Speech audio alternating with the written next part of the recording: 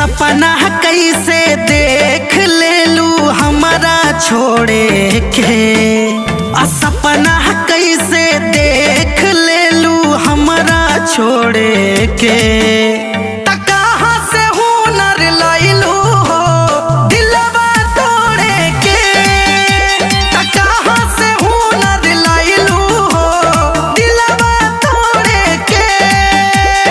के कहरा से सिखलू सोना मुहवा मोड़े के।